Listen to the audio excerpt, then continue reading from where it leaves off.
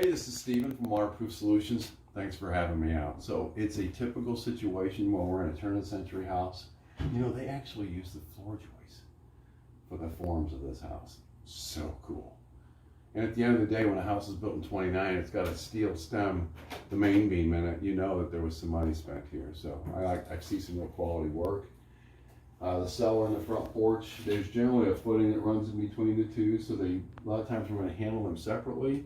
What's real important is that we deal with the downspouts on the house and the gutters, and I'm going to guess that we probably have 4-inch gutters on them. So I'm a big fan of 6-inch gutters, get the water away. Concrete pitch, anything that's pitching at the house, we kind of want to look at that because that can hurt the concrete. Concrete flexes very, very easily, and it shouldn't. So that means its tensile strength is slight, like a paper clip. Pow, it breaks. So 10%. So you might have 3,000-pound concrete and 36 gallons of water can break the wall. 300 pounds, right? So we need to be mindful of that. 2-inch rain, we could have 500 gallons and what's 4,170 pounds right at the corner. So we have to ask ourselves, how's the water managing to force its way in and to actually knock the house crazy? So it's important.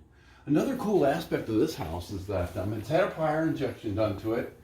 And it's like a closed cell urethane that was shot in that with an epoxy skin. This looks correct. Concrete doesn't like to be painted, so it's going to do this over time where it comes through. And you can see where the concrete was kind of segregated. Back there in the day, they didn't get as much of it, didn't get together, and it honeycombed, and you can see that. So when the rocks are separated from each other and the paste of the cement didn't get it all together, that kind of makes for bad concrete. Okay. I'm guessing this is an old back porch or something. We're going to take a look at this, but this is an interesting situation, and man, oh man, is it doing well, because I expected splits and everything else. So it's amazing our technology in great forms and all that, and these folks were dialing it in 29. So we're going to propose to put a drain tile system in this house, and that's basically because there's a concrete footing, concrete wall, and a concrete floor, and the floor came much later. We also know that the floor is not super thick. And why should it be? It's just heavy carpet. But having said that, we want to make sure that we don't have leaks there. So we're going to put the system in, and we're going to put a cove plate in it. A cove plate's a piece of plastic that will allow the walls, should they breach, to let the water go into the system.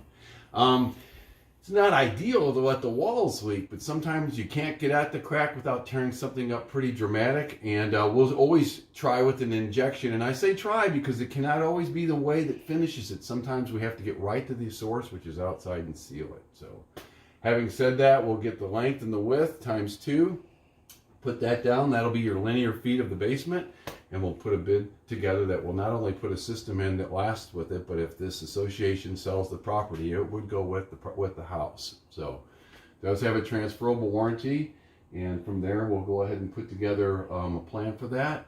Again, there's no attention to the walls other than we're going to take the pressure off of them by putting a system in. We can always add or to detract from that coming into it. So this is Steven from Waterproof Solutions. The other pictures will be from outside. Thanks.